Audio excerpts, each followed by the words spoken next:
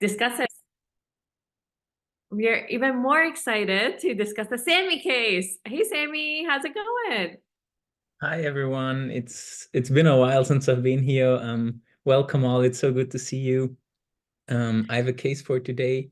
For those that don't know me, I'm Sammy. I'm like an intern, so I'm PGY1 in Austria in Europe, and yeah, I just started my GI rotations, if you wanna call it like that, and I will be a gastroenterologist, and so I brought a case from our hospital today, and yeah, I'm very happy to have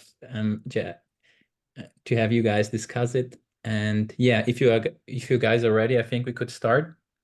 Awesome. We're so excited. A big shout out to Hansu for doing scribing and Noah for doing teaching points. Yeah, if we can get the board up, we can get started. All right. So for today's case, we have a 45-year-old man with transient loss of consciousness in the setting of black stools. And maybe you can comment short, or I do a quick comment on that. Sure. Yeah. I would say uh putting at the center of this the transient loss of consciousness, and then the black stools can help us modify this. So many of us may be familiar with one approach to a TLOC, or a transient loss of consciousness, but we can think about the four S's. So syncope, seizure, a strategic stroke, and then sometimes problems with sugar or hypoglycemia. And each of those different clinical syndromes, syncope, seizure, stroke, and hypoglycemia, have some other coexisting features that, when present, can help us make progress at understanding each of them here, right? Syncopal episodes may have a certain trigger that we think about for syncope, which I will hold off on and let Sharmin talk about more. Seizures, we may see if there's sort of the transient loss of consciousness is associated with any focal or generalized rhythmic jerking movements. A strategic stroke, it is possible for a stroke to manifest as isolated loss of consciousness, particularly if it's a stroke within the basilar circulation or the posterior circulation. But oftentimes, a stroke that leads to loss of consciousness is going to bring other focal neurologic deficits, right? Seizures tend to be active neurologic symptoms, right? Rhythmic jerking, whereas strokes tend to be a loss of neurologic function, right? Weakness, facial droop, other things. And then hypoglycemia tends to bring with it autonomic symptoms as well: profuse sweating, tachycardia, and symptoms of the changes in mental status, like the transient loss of consciousness, right? So we have those four S's here, and then now it's up to us to say, okay, well, how does the presence of black stools help us decide which of the four S's we prioritize up front? And I'll pause there. I love that, Jack. Yeah. I think black stools, we often think about a melena and that being a sign of like upper GI bleed. I think a pro tip is to ask patients to not flush till you want to actually see those stools, because people describe their bowels in very different ways. So like really getting confirmation, doing a regular exam is also going to be helpful. So the question is like, is this an upper GI bleed significant enough to cause transient loss of consciousness that oftentimes it comes in a form of orthostasis? But however, that is just one hypothesis. And as we hear more, I think it's important to both think about those in parallel. So think about the transient loss of consciousness and the black stools, and then the Venn diagram, that a syndrome that can cause both. So I'm curious to hear more, Sammy. Yeah, amazing discussion. Thank you so much. I love it. So the patient presented to a neighboring facility with 10 hours of progressive black stools, and he collapsed after going to the toilet at home. And the girlfriend found or heard him falling and ran up to him and found him, and he regained consciousness soon after. It was only a short duration. He had no urinary or fecal incontinence otherwise, no tongue bite, no neurologic symptoms afterwards. He never had these signs and symptoms before, never had any stool complaints.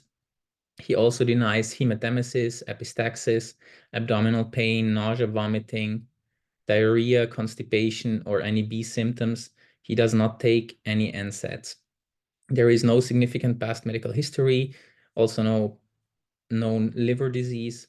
His family history is non-contributory. He does not take any medications, has no allergies, and occasionally drinks alcohol, and he's a non-smoker.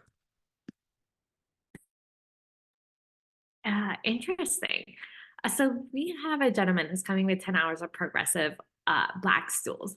So just to focus on the black stools, formation of black stool is not a fast process, right? So for example, in like upper GI bleed, like the blood moves through the GI tract, gets reabsorbed, and that's where you get is absorbed blood that you see in the black tarry stool. So oftentimes it reflects a lot like a process that has been ongoing, and a lot of the times with upper GI bleeds that cause hemodynamic instability, you actually get bright red blood per rectum.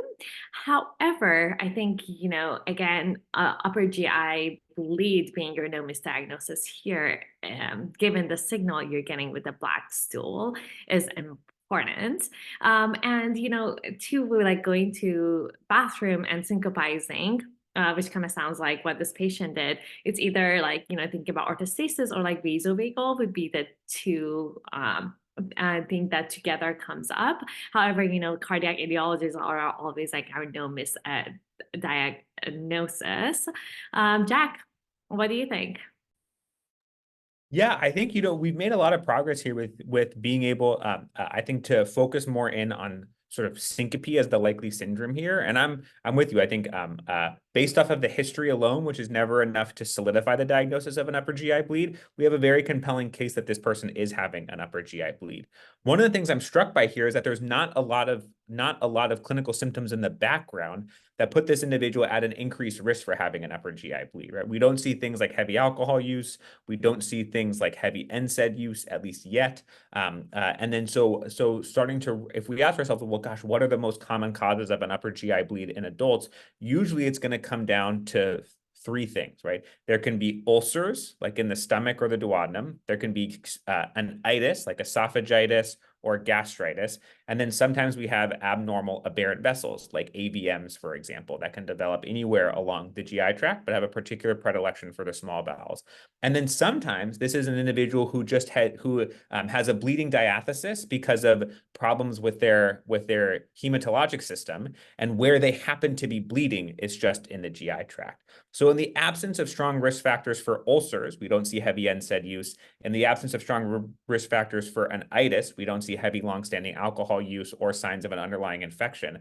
The possibility of abnormal vessels like AVMs or other aberrant vessels, or of a systemic bleeding disorder that happens to be manifesting in the GI tract, is starting to go up. The former, right, will ultimately need probably a combination of endoscopic imaging to make progress on, but the latter we can get some clues on based off of the exam, right? Do we see systemic pallor? Do we see other things like bleeding gums or epistaxis or petechiae somewhere? And then certainly a lot of progress on the coagulation studies in the CBC as well. So I'm sort of actually starting to look ahead now to be like, anything that we need is going to come either from the exam to confirm a GI bleed, or from the labs to confirm severe anemia and or other coagulation abnormalities. Amazing. Okay, so we will proceed to the physical exam. His heart rate was 120 beats per minute. His blood pressure was 80/50. Respiratory rate was 18. SpO2 was 95% on room air. He appeared tired, but was alert and oriented ×4. For his hint exam, he had pale conjunctiva, but no jaundice. Cardiovascular, he was tachycardic, but regular rhythm. Pulmonary, cleared the auscultation bilaterally. His abdomen was soft, non-tender, non-distended. There was no fluid wave, and there was no organomegaly appreciated. For his skin exam, he had no jaundice, no spider angiomatas, no pulmonary erythema or gynecomastia. His extremities were warm but had weak pulses, and the recap time was 3 seconds. A digital rectal exam was performed and showed black stool consistent with melena, and also had a typical smell.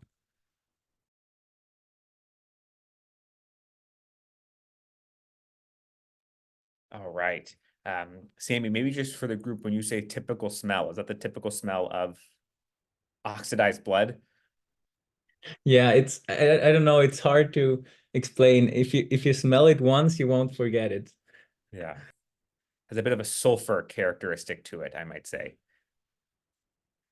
Uh, all right. Well, I will say, maybe just to sort of frame this for us, I think, given how significantly ill this gentleman is, I think it's a space now where we need to prioritize TX over DX in this someone. In other words, this is somebody who has signs of what seems to be hemorrhagic shock. And I'll sort of just narrate how I'm coming to that conclusion here, and then I'll turn it over to someone who where there is nobody better at talking through management reasoning, and let Sharmin talk through a little bit more of sort of the management of the acute upper GI bleed in this setting, right? But I think if we look at all of the features that we have here, we see signs of both chronic blood loss and acute blood loss that are happening in this setting, right? So let's talk about both of those.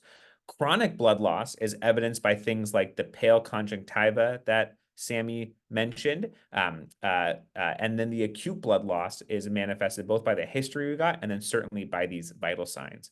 It's important to note that if somebody has an acute major GI bleed, they likely aren't going to manifest some of the signs that we associate with chronic anemia. So we usually won't see things like conjunctival pallor. We usually won't see things like pallor of the palmar surfaces of the hands, which is really only a reliable finding in individuals with more lightly pigmented skin. And we won't see some of the other characteristic features of a chronic anemia. So the pale conjunctiva here tells us that there's probably been some blood loss going for a long time. And then the combination of tachycardia, hypotension, and slow capillary refill tells us that there is something acute happening that the body is having to work very, very hard to compensate for hemodynamically, right? This is a relatively young person who looks like has no prior or no pre-existing cardiovascular abnormalities. And so this is somebody who has a very, very robust physiologic reserves. That is to say that this is somebody who was going to take a big stressor on the body to actually become hypotensive from any blood loss event, because there's such a robust compensatory response in this young overall healthy person. So seeing that heart rate of 120 and that blood pressure as low as it is really brings up the red flags to say this is somebody whose body has been working really hard to compensate, probably for some time, but is maybe starting to fall off of their compensatory curve, which means we need to act very, very quickly. So I would say that the acute shock deserves our attention, but as we think about the underlying etiology, right, it does seem like there is a background of maybe occult or smoldering blood loss that could have been happening here. Whether that blood loss is coming from a GI source or an alternative source like hemolysis or bone marrow suppression is to be determined, but we have to prioritize the gastrointestinal blood loss that is now crescendoing, I think, above everything else. Yeah, beautiful. I am worried about this patient. So things need to happen fast. I think whenever you're concerned about a GI bleeding, first and foremost is like having good access. So you want to make sure you have a big diameter and short IVs so you can transfuse as fast as possible. So working with your nursing colleagues to make sure you have good access. And, at this moment, that blood pressure, we need to bring that up. So giving fluids as you're getting your type and screen. And if the patient becomes any worse, this is someone that you might have to consider like calling a transmission protocol, but like getting your type and screen, getting your CBCs, getting to your lab, especially because this patient is going to get blood as fast as possible. So even if there's any concerns about as Jack mentioned, that if you're worried about hematologic, making sure those studies are sent up front, or at least like some blood saved that can be added on, because then we give blood and it's going to become inaccurate. In terms of like other management, when you think about the common etiologies, as mentioned, are ulcers. We don't get it. So like usually IV PPIs. Are good meds to start right off the bat. And then the other thing to consider is like octreotide. If you're not getting a signal that this patient has underlying cirrhosis, but if you want to think about like what is your no misdiagnosis in someone who is like in hemorrhagic shock, is a variceal bleed. This is someone that I would, give octreotides to at this moment. And then the people you want to get involved is GI. GI colleagues. And the other thing to consider is that once the patient, if we can keep the patient a bit more hemodynamically stable, is this someone that a CTA would be helpful if we are worried about vessel bleeding and some that IR requires embolizing? Or is it someone that is stable enough to go to the AGD suite? So I think like gathering more data, giving the initial management, fluids, see how they do, give blood, try to stabilize patients, and then decide based on the level of stability, which would be the next best step. Amazing. Okay, so for initial labs, for the CBC, his white blood cell count was 16.5, neutrophil predominant, hemoglobin was 11, MCV was 85, platelets 335, so 335,000. For his BMP, sodium 140, potassium 3.9, chloride 105, bicarb 24, creatinine 0.98, BUN was 40, glucose 140. Liver enzymes were within normal limits. Lactate was 1.6. APTT was 30, INR 1.1, so coagulation within normal limits. So, as you guys said, he received the working diagnosis of hemorrhagic shock due to a presumed upper GI bleed. IV fluids were administered, PPI and erythromycin, and an emergent EGD was performed that showed normal esophagus, normal mucosa within the stomach and duodenum, and no signs of bleeding.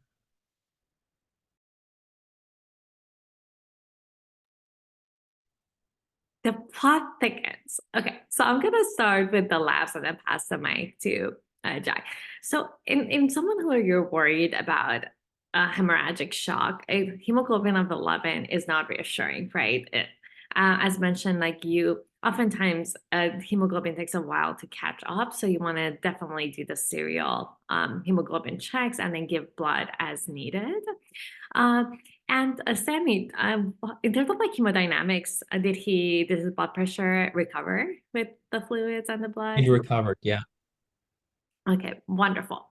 And in terms of like then looking at the other labs, no AKI, it's very lactate of 1.6, which is not that elevated. So there's like definitely a discrepancy between the initial presentations and the rest of the labs. Like we don't really, if you think about like acute on chronic anemia, which was our hypothesis that is going on, and someone who came in syncopizing from it, then there is no other signal that there's any other organs that have been stressed in that setting, which is, and then with the INR that is normal, thinking about like any hematological issues, I think like getting a PTT would be also helpful to just make sure.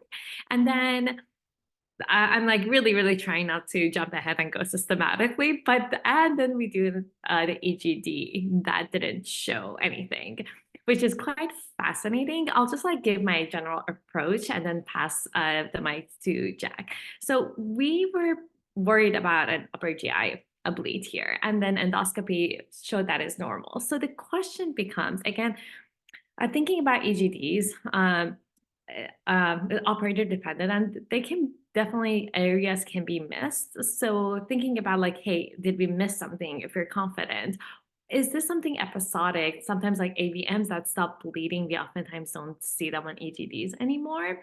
Or is there coming from an area of the small bowel that past duodenum that your EGD can't get to?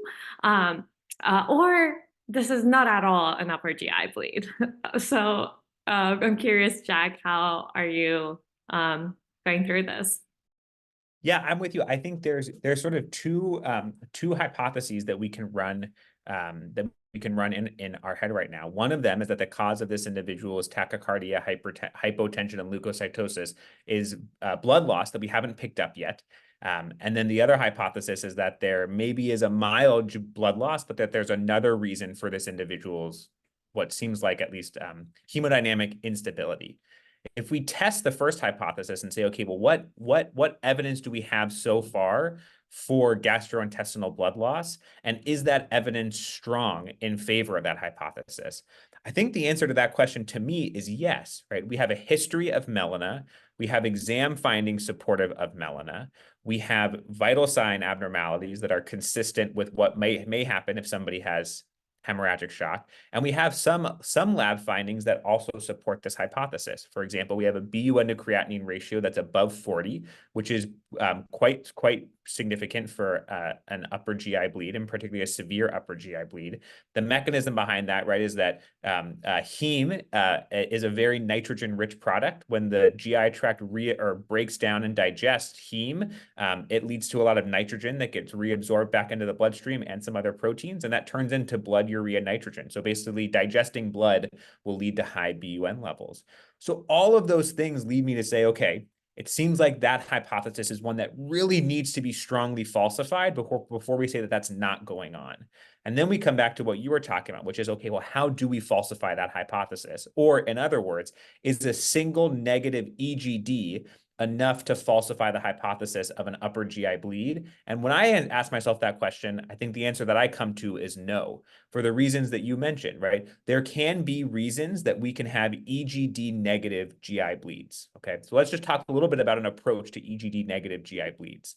So those can come from the fact that the EGD just happened to miss a lesion that was the cause of the bleed. As you said, Sharmin, it's operator dependent. We are all humans. We are imperfect. And some lesions, when they're not actively bleeding, are really, really hard to detect on EGD, right? So the lesions that we may miss in the lumen of the GI tract on an EGD are things like Cameron's erosions, which are things that can develop from a hiatal hernia. They're sort of erosions from a hiatal hernia moving up and down against the diaphragm. We may miss a Dieulafoy's lesion, which is like an aberrant submucosal vessel that can sometimes rupture. And then we can sometimes miss other gastric or esophageal AVMs that are very hard to see when they're not actively bleeding, right? We can also miss extraluminal sources of bleeding on the EGD, right? So all of those things that we just mentioned are bleeding from the GI tract, Cameron's erosions, Dieulafoy's lesions, and AVMs, but we can also be bleeding into the GI tract from somewhere else, right? One of my favorite diagnoses to say that I learned from the great Harry Hollander is hemosuccus pancreaticus. If somebody has active pancreatitis, sometimes the pancreas can bleed into the GI tract through the pancreatic duct. So we may be bleeding into the GI tract from the pancreas. We can be bleeding into the GI tract from the biliary tree. This is called hemobilia. And in terrifying circumstances, we can be bleeding into the GI tract from the aorta, right? So that's one way to think about what are the things that an upper endoscopy could miss that could still lead to a significant bleed. And again, it's bleeding from the GI tract, Cameron's erosions, Dieulafoy's lesions, AVMs, or bleeding into the GI tract, hemosuccus pancreaticus, hemobilia, or something like an aortoenteric fistula. That's all assuming that the bleed is coming from a place that we can access on an EGD. But there is, I saw John mention this in the chat, there is a portion of the GI tract that we cannot access from above or below, which is sort of like a middle GI bleed or a small bowel bleed. And small bowel bleeds can be particularly severe and particularly difficult to diagnose. The reason for that is that it takes advanced endoscopy to visualize a portion of the middle GI tract. Sometimes we can do a push enteroscopy, which gets us into the early aspects of the jejunum, right? But if you remember from medical school, there was something like the small bowel stretches over like 2 football fields or something. There's a huge amount of surface area that we have to contend with there. So we have to ask ourselves then, if the EGD can't get there, how can we test that hypothesis for a middle GI bleed? If it's a slow occult smoldering bleed, we can do something like a capsule endoscopy. But in the acute setting, when someone is really, really sick, we sometimes have to do more advanced bleeding scans, things like a tagged RBC scan or just a CTA to look for active extrav from vessels in the abdomen into the GI tract. So given that the EGD was negative, I think, and we have such a strong suspicion for gastrointestinal blood loss, I think I would look for the sort of middle GI bleed here and reach for that CT enterography, CTA with contrast, or the tagged RBC scan just to see if something lights up, because that's going to push us more towards interventional radiology for management over the GI doctors. If all of that pans out to be negative, then I think we say, gosh, maybe we were fooled by all of this smoke for a GI bleed, and then pivot towards thinking about other things like underlying infections or other causes of tachycardia and hypotension. But I think we still have to invest all of our cognitive effort into the EGD negative GI bleed space, which could involve a repeat EGD or some of those middle GI focus studies to start.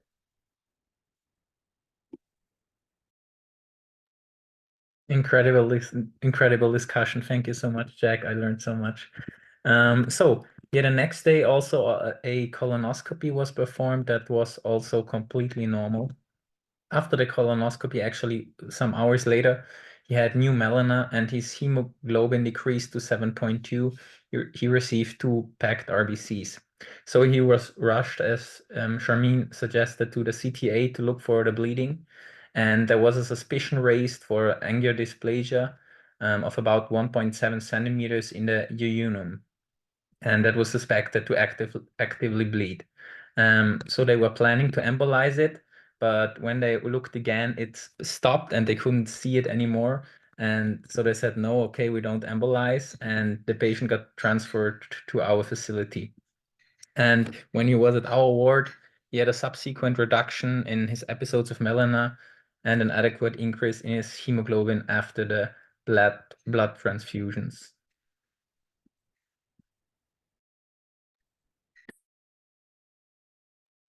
I don't know where do we go from here? So it sounds like this I think is a hard thing to do because I'm like, well, gosh, I'm glad that his bleeding is better. I'm going to be honest with the group. I don't want him to bleed again, and I also don't want him to suffer more from this what seems like an underlying angiodysplastic vessel.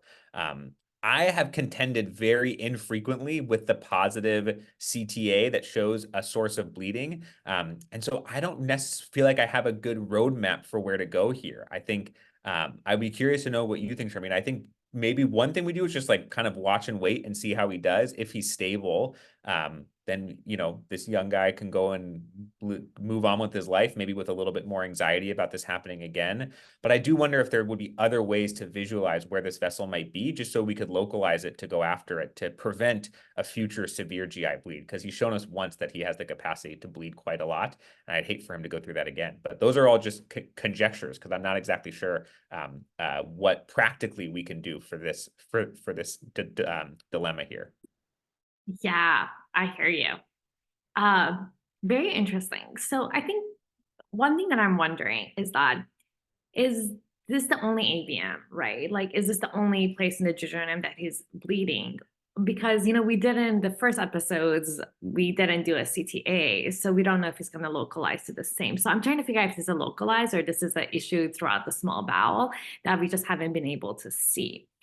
So then the question becomes like, why does this patient have angioedema? Sorry, angioedema, AVMs or angiodysplasia. And oftentimes I think about them as age-related diseases, and he's 45 years old. You know, I often like thinking about like underlying kidney issues. He doesn't have it. I'm thinking about aortic stenosis. We didn't hear any murmurs, but maybe a TTE to make sure we're not dealing with a Heidi syndrome, von Willebrand disease. So I wonder, while ask our GI colleagues about their expertise of how to go about trying to fix this AVM, I want to make sure there's no underlying etiology that is making that AVM possibly worse. Sometimes like people who have had radiations in the past can develop AVMs, but it doesn't sound like this patient had them. So I think that's something that I would probably honestly look a little bit more into, about kind of like thinking about if there's any secondary causes of AVM that we can potentially try to address, while our wonderful GI folks help us figure out how we can go after this one. All right, Sammy. Yeah, it's quite fascinating. We also didn't know what we would do with this finding with this angiodysplasia, but one thing that Jack mentioned earlier was to do a push enteroscopy. So we actually went ahead and did that, and I have a recording that I want to share with you guys. Yes. So here's a video of the enteroscopy. Can you see the video? Yes. So that's the jejunum, and you can see this lesion with normal mucosa, some bleeding streaks on it. and it appears with normal mucosa and has like a central induration here. And the gastroenterologist that did the scope was said that he's most suspicious of a gastrointestinal stroma tumor. And yeah, the patient was transferred to general surgery, and they did a laparoscopic exam, and you could really see from the outside, it was also bulging outside. You could see that it was like pathognomonic for this submucosal tumor, and he got resected and did well after that. So that was assumed to be the source of his middle GI bleed that manifested as an upper GI bleed. And then we were thinking, okay, what about this CT finding of the angiodysplasia? And I also have the pictures with me, and we looked at them again, and here you can see that's like the gastrointestinal stroma tumor that you see here, and it was like 1.7 centimeters. It looked more like a tumor than an angiodysplasia, and the radiologist first read it wrong. And yeah, it was quite a humbling case for all of us, and the patient did ultimately well. But yeah, thank you so much for your amazing discussion. I learned a lot. Wow, Sammy, this is such an incredible and informative case. And I'm so glad you guys did the push endoscopy. And I think what I love a couple of things like power of framing. So how do you frame this patient? And the second is not giving up until you get a diagnosis. Even though this was like with radiology, we're thinking more this is angiodysplasia, again, doing the push endoscopy and finding the underlying etiology, which is the tumor. Jack, any other thoughts from you? Oh gosh, yeah, echo the gratitude, Sammy. This was an amazing case. Thank you so much for bringing this to us. I think one reflection that I'm having is like if we go back and think about the EGD negative GI bleed, we talked a lot about the things that the EGD could miss, and then the small bowel bleed, we focused more on sort of how to discover it. But I think it's worth thinking just having on speed dial the things that can cause that sort of middle GI or small bowel bleed. And the three big things are ulcers, masses, and as we talked about a lot, vascular malformations or abnormal vessels. And just to spend a little bit of time on the masses part of it, which ends up being the final diagnosis here, I think it's a good reminder of the role of cross-sectional imaging in a small portion of gastrointestinal bleeds, right? Most GI bleeds that come into the hospital, unless there's significant coexisting abdominal pain that makes us worried about, say, a perforated ulcer or pancreatitis alongside the GI bleed, most of the time we're not getting cross-sectional imaging of the abdomen in the setting of a GI bleed. But when we're starting to look for those small bowel bleeds, because a chunk of them can be from small bowel neoplasms, the role of cross-sectional imaging comes up a lot. And so this case was a great reminder to keep the CT of the abdomen and pelvis in our sort of diagnostic toolkit for the small bowel bleeds, not just to look for active bleeding, but to also look for the possible mass or underlying structural abnormality leading to a bleed. Because in all comers with a GI bleed, the frequency with which there's a mass that's causing an acute GI bleed is very, very, very low, but the probability goes up a little bit more, or it becomes a little bit higher in the setting of these small bowel bleeds. Again, the majority of them are still going to be from things like AVMs or ulcers, for example, what we see in Crohn's disease, but the prevalence of masses as a cause goes up a lot in the small bowel category. And so this is a great case that demonstrates that point there. I can just listen to Jack dissect cases all day, every day. That was fantastic. All right, Noah. Thank you again, Sammy. So good to see you. Thank you, Tansu, for scribing. And Noah, we're ready for you. Hey, y'all, what an amazing case with a superb discussion. Due to time, I'm going to run through those teaching points. So we had a young patient with this hemorrhagic shock with a lot of signs that pointed towards the upper GI bleed. And I really liked this approach to think of the etiologies for upper GI bleeds. So you can think of the whole path that the blood takes. So the blood itself, a bleeding diastasis, from the pipings, AVMs, and from the mucosa, ulcers and itis. And I should add masses there as well. And then we got the EGD for this patient, and we saw a normal EGD. And we were at a junction. Either it's a blood loss that's hidden versus another cause of the instability. given that we had many positive findings for upper GI bleed in this case, we needed to make sure that we were not missing it. So we pushed the investigation. We have here the HD negative upper GI bleed. So either missed lesion from the mucosa, a missed lesion from because the lesion is bleeding into the GI tract, or a lesion too far away, hidden away in the small bowel or in the large bowel that we have to do a colonoscopy to access. And in the context of this patient, who was a relatively young patient without any risk factors for upper GI bleed, any other etiology, it's very important for us to push towards the final diagnosis to make sure that we're not missing anything. And that's exactly what happened in this case. And Sammy's team found the GIST tumor. Thank you so much, y'all. Brilliant. Thank you so much, Noah. Thanks everybody for joining us. Hopefully we'll see you tomorrow. Bye all. Have a good day.